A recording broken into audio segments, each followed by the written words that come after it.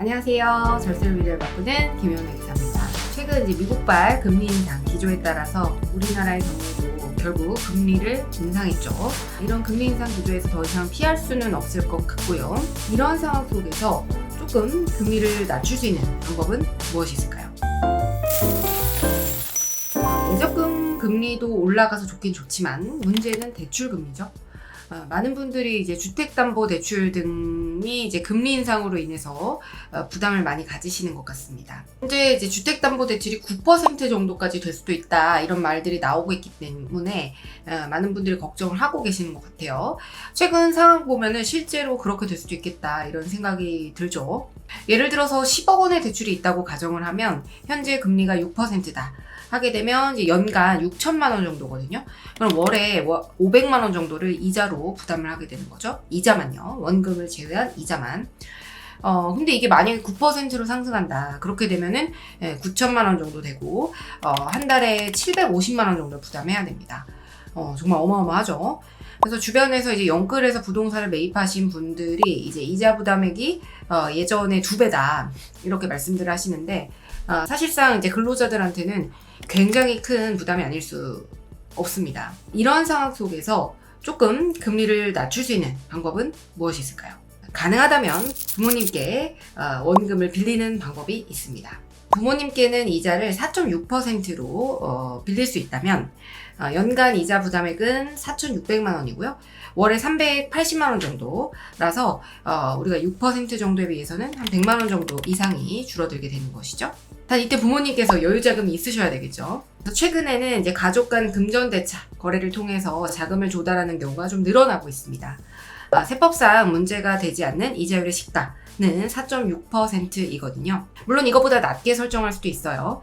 예를 들어 부모님으로부터 10억 원을 4.6%가 아니라 1.6%로 이제 빌리기로 했다면 시가 이자율인 4.6%와 1.6%의 차액분인 3%에 대해서 증여세가 과세될 수 있죠. 이 금액을 계산해 보면 연간 3천만 원이 되는데 연간 1천만 원까지는 과세를 하지 않지만 1천만 원을 초과하게 되면 과세하게 되거든요.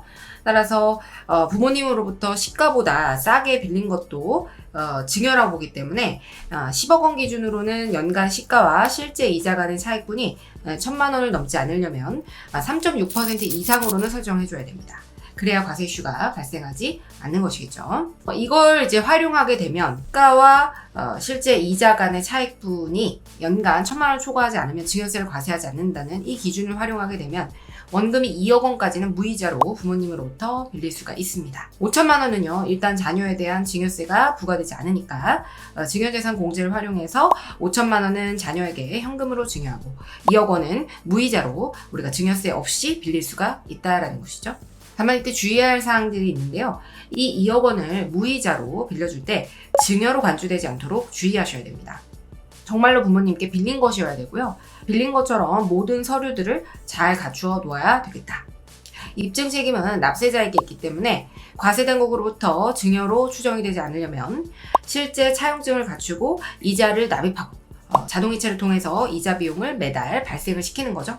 그리고 차용증은 무조건 작성을 하셔야 돼요.